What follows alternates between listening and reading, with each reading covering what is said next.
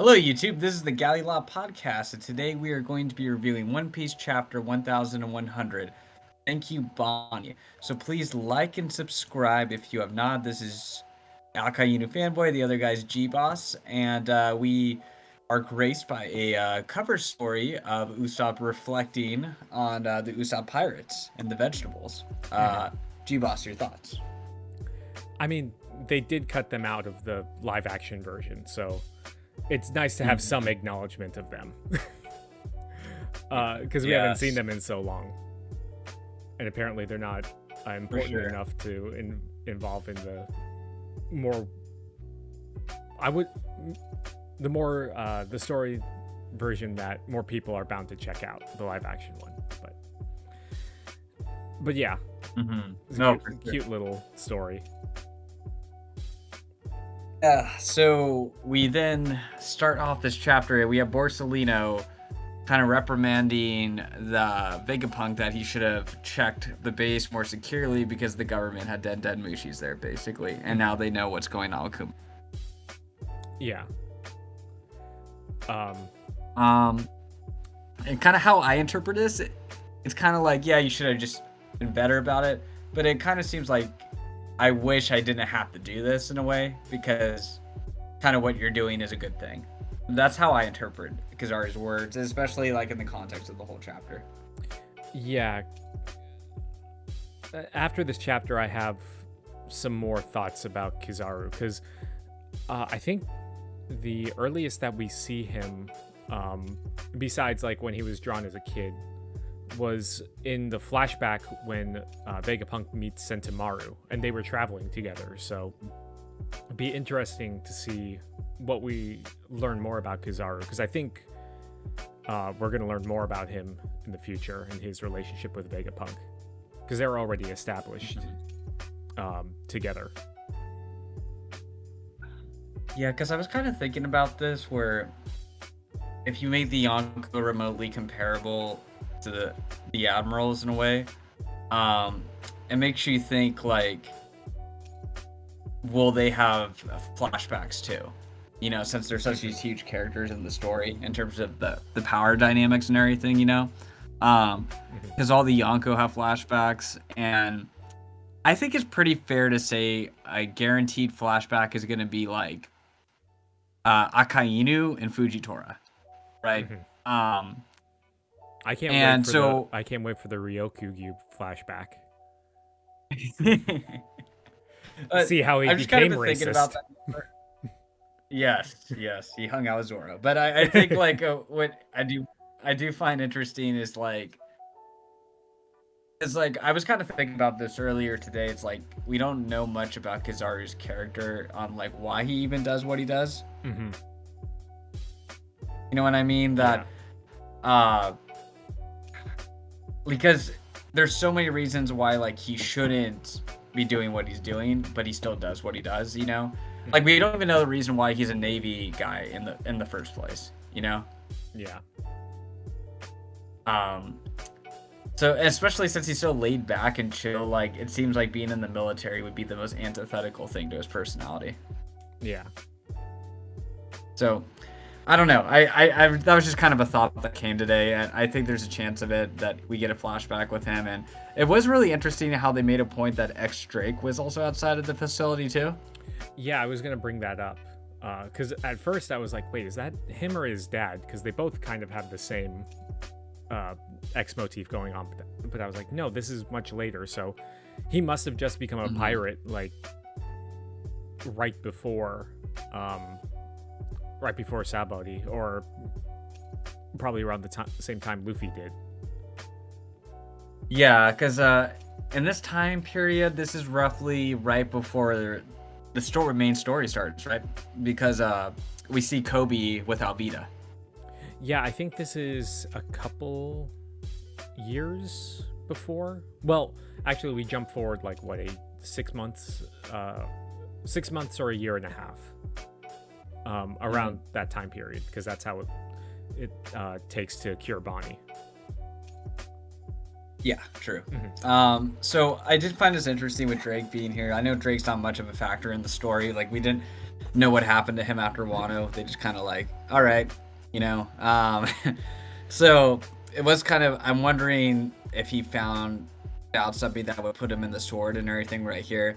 I do also find it interesting that he was on the same ship as Kizaru showing up because, you know, Kizaru ends up beating the shit out of him and Sabaody, you know? Yeah. So, that's just kind of interesting there. Because, you know, it shows Kizaru's like shoes right there, and then it shows Drake's face in the next panel. So, yeah, not a coincidence, you know. But, and then, you know, yeah, we get reminded again on Kuma's bounty and everything, and we start to hear basically about the deal with the devil that Kuma was articulating earlier, and the 3 conditions for him to be a warlord. So what were your thoughts on this? I mean, you kind of could predict this. I don't think we predicted it right out. That this is how he was basically blackmailed into becoming a warlord, and what was the second one? To become a human weapon. Yeah, because it didn't really make sense for him to do it on his own accord. But I mean, Bonnie's his driving factor, so he would do anything for her. And then the third one, you must agree to give up your free will. So, I mean, I think this is also kind of Saturn putting an end to the Buccaneer race, so to speak. Like, he has him precisely where he wants him, so that way it effectively ends that whole line. And yes. Yeah, I'm wondering if in the past, because the whole thing with Imu and the Great Cleansing or whatever, if the Buccaneers were designated for that, because they seem to have done it against Joy Boy's allies and whatnot, and we can assume that the Buccaneers were. I mean, there's a theory that Joy Boy himself was a Buccaneer, so.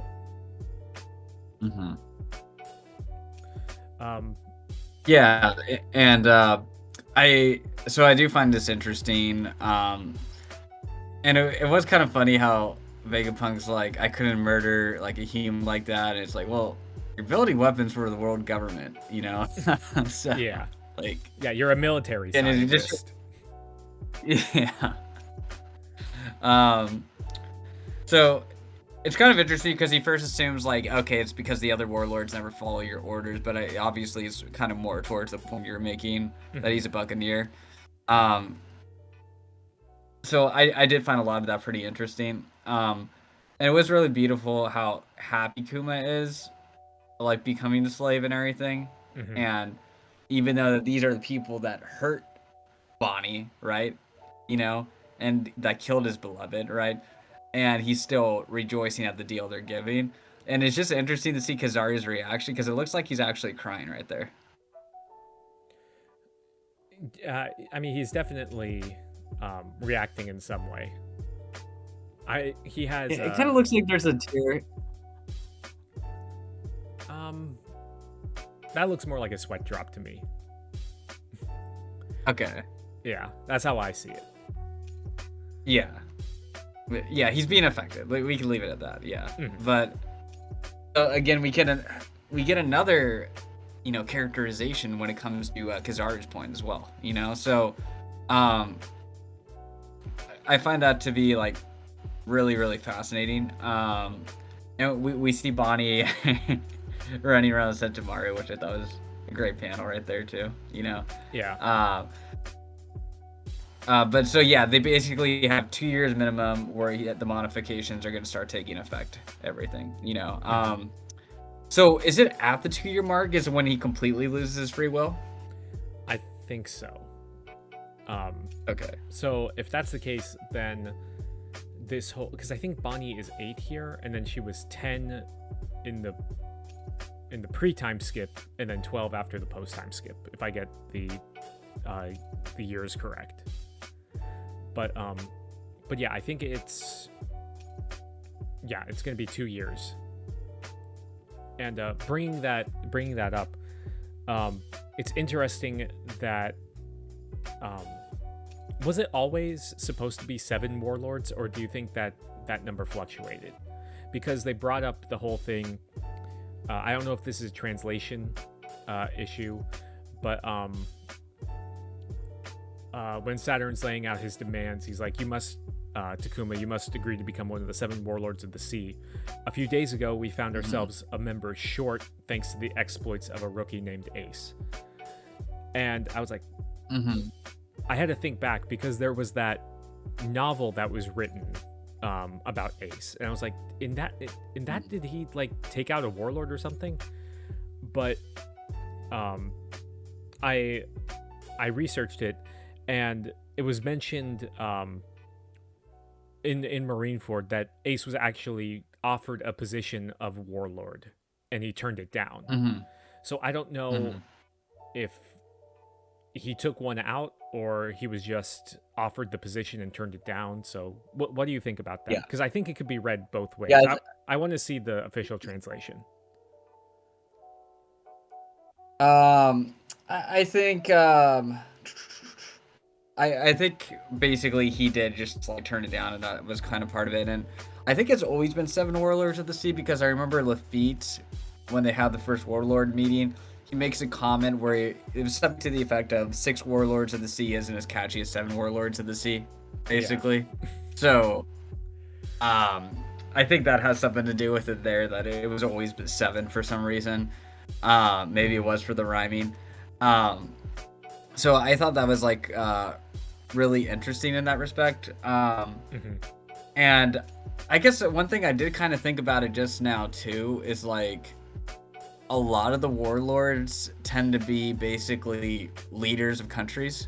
The more I think about it, we had Kuma, Boa, Dofi, Crocodile, and like Crocodile in a darker sense. Yeah, not necessarily explicitly, right? Yeah, even Moria. Moria. Yeah. And then Jinbei is kind of like the only one that's kind of like a knight, if you will, you know. But he was associated with the. He knew the royal family and everything. But bringing up that that meeting with when Lafitte was first introduced, they mentioned that like Doflamingo usually doesn't answer, and Mihawk showed up too, but I think they made a point of it. I need to reread it, but from what I remember, they made a point that Kuma is like the dog of the government. And like he always shows up when. And Gecko Moria makes that point too. Yeah, Gecko Moria makes that point too, and the Thriller Bark arc. You know, they were mocking him for that. Yeah, and I mean it puts in again, this whole flashback puts Kuma into perspective throughout the whole series, like what he does, because he basically is forced to show up. Otherwise, they would go after Bonnie. Maybe they'll touch more on this later in the flashback, but I find it fascinating how he didn't kill the Straw Hats when he was ordered to, you know?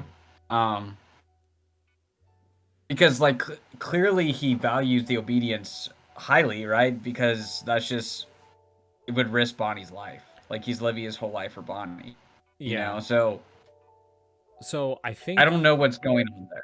Yeah. So I think at that point, I mean, Bonnie was already a pirate. She was one of the supernovas at that point. So she was already wanted, but it seemed like she had some degree of protection because Akainu came and after her. So I don't know. Yeah, I think that might be touched on too in later chapters. I did not expect this flashback to go on so long. Yeah, I mean, it's almost as good as Kaido's, but I think... getting back into it, yeah, so basically we talk about the obedience and the cure and everything, and we get into Vegapunk's anger with Saturn and everything. And he doesn't want Bonnie to know the truth of what's happening, but it looks like Bonnie was able to figure out about this by going through Kuma's memories, it seems, you know? Yeah. Which we need to see that again. And I think mhm. I think like right before the final operation, Kuma like pushed out his memories. I think I might have said this before, but that's what I think.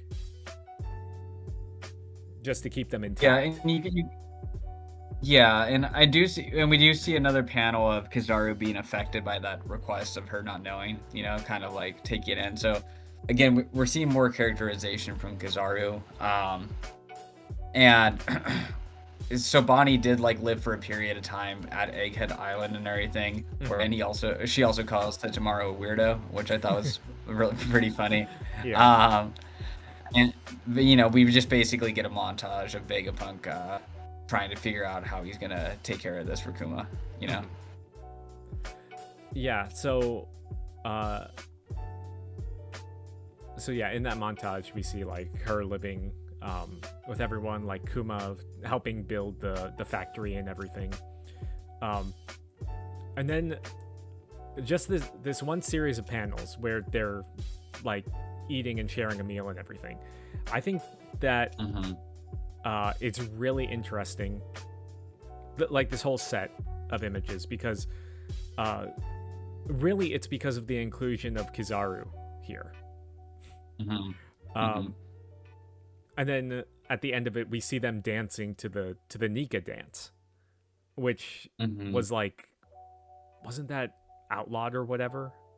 Or you weren't supposed to do it. But yeah, what do you think about this? Because it's interesting. Kizaru is the most fascinating part of this, because like we said earlier, we don't know much about his character or motivations at all. So unclear justice. Unclear everything. Right. Yeah. No, but like that, because the way he's been carrying out his duties in this arc, he's been looking like an Akainu Green Bull type, and but then like we see his past and he's just like completely, like violating the ethic of the government, and then also he cares about them all deeply, so I don't know, I find a lot of it interesting. I think like to just, I don't know, I think part of it is like Oda wants to emphasize the world government's super evil in this arc, but at the same time he wants to emphasize that it's not clearly black and white even with the world government, because there's a lot of good people in the Marines, even though Kizaru is like simultaneously trying to hunt them down, so I think Oda wants to make it like as clear as possible, like the Marines aren't bad, or all bad. Maybe it's a better way of saying it, but so there's like still humanity here, at play. It's not just like world government bad, revolutionaries good, even though we haven't really seen any negatives in the Revolutionary Army yet, which I kind of wish we did, but that's just another thing in itself. But I don't know, that's kind of... That's going to be in another random flashback that we have, more of the revolutionary stuff. But yeah. But yeah, I don't know, it's just so weird, because I mean, we know Kizaru was there for the modifications, because he would have had to have add his devil fruit to Kuma. So so yeah. Kizaru eating all that food though was like Oda loves to emphasize that the admirals love to eat. Yeah. Like, but I remember in the anime when Fujitora Sengoku are transferring Jack, and they're just like pounding down all the ramen, on the boat and everything, just like choking on it and everything, and like so it's just like funny how he keeps on emphasizing how the admirals are big eaters and everything. But I also think part of it is like, I think Kizaru has a lot more fight in him too. I don't think he's gonna like go down in the next couple chapters, just like the way how, it's like obviously like Oda's always put so much detail and attention with them, and he thinks they're cool. Like even when they introduce Kizaru with the hat and the coat on, he just presents them with like a lot of gravitas and everything, and I think they're just not throwaway characters just to power scale Luffy, is what I'm trying to get across. Like they're big parts of the story. Yeah, because I know a lot of people were like, oh, Luffy's gonna beat Kizaru, and he's going to be out of the story or whatever. Mhm. He's not going to be relevant after this. Yeah, like there was like really overly simplistic like theories where it was just kind of like Straw Hats are gonna defeat everybody, Kizaru and the fleet. But like obviously like Oda's like making it a lot more morally complex here. And okay, so here's a question: do you think Kizaru is gonna help out the Straw Hats in this arc? I mean, I don't know, because at the same time, like we see this in the flashback, like present day, he pretty much does everything that the government says to him, and he really doesn't question it. He's like, oh well, I gotta do it. But yeah, I don't know, the jury's out on this, because I think, I mean, at this point Kuma's probably going to show up again, and then from there I don't know what's going to happen. He could either send Saturn off to some other part of the world, or I don't know. It'll be interesting. We'll send him the dragon, so Dragon would actually have to work for once in his life. Dragon the bum.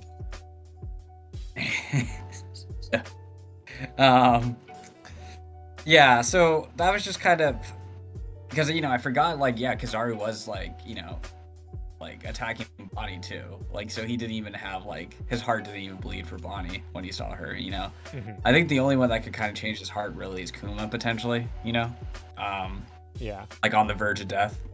Yeah, I mean he's even like going after Vegapunk, who, like we said, like his earliest known appearance is with Vegapunk, so Sentomaru.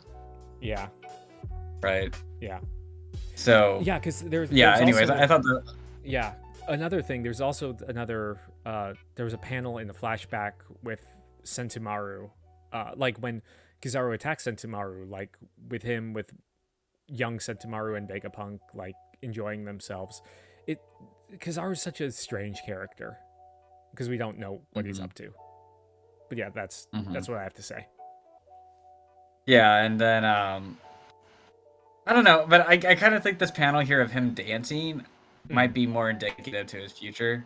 He might actually, maybe I could see him going sword, just because of this one panel right here. Well, I was going to bring this up earlier, but maybe the presence of Drake here means that he's already part of sword. Who knows? Yeah, so like him saying like, "Hey, the government's watching you," is like kind of saying, like in some sense, like in a way, not like as a double meaning, like maybe like he's a part of sword, like you should be more watchful of the government, Yeah. Yeah, I can see. I mean, him being a part of sword, that'd be definitely a surprise because nobody was really expecting that. But like, I think this panel where it's just kind of mimicking the Sun God Nika theme is like. I think that's the strongest proof of Kizaru becoming good in some respect in the story. Yeah, because all the other characters that are dancing here have proven to be good in some way. Yeah, I mean Kuma, like especially. Yeah. Which I think is gonna be weird for the story to have an admiral become good, but maybe he'll be on the verge of death and he does something good in his last moment. That's a possible thing too. Well, I mean, it's not exclusively like good equals like siding with the pirates or whatever, but yeah.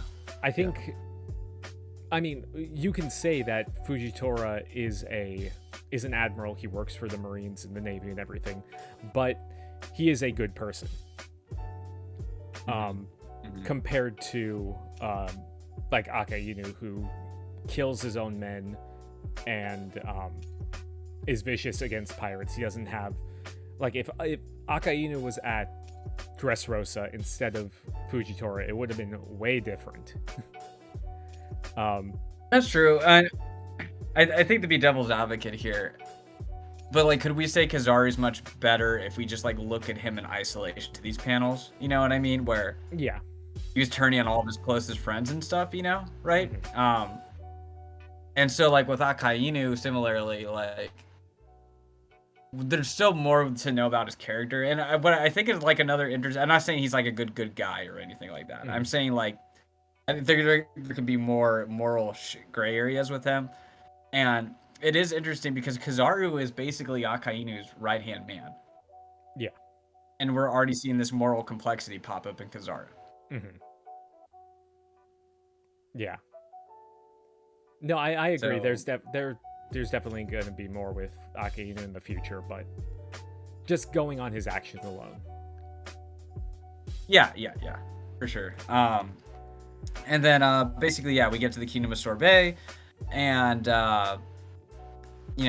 basically we see that she is going to be taken care of by good old Khalifa right here. I don't think that's her, because she was still at... Really? Yeah, because weren't they at Galley La for like 5 years or whatever, undercover?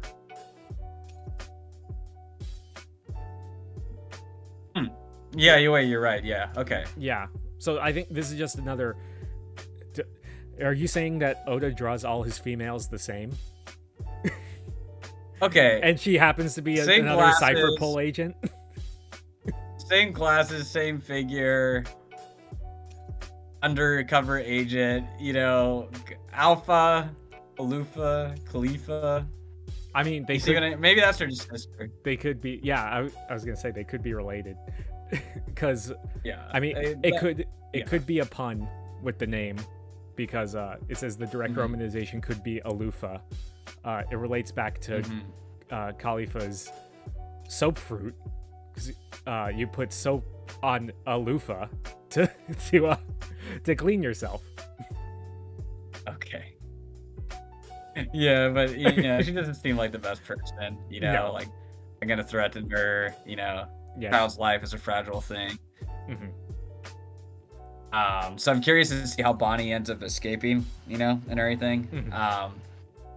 And it was kind of interesting to see all the warlords back to back to back. We see Sugar spreading the news, and we have a cool shot of Doflamingo right there. Yeah.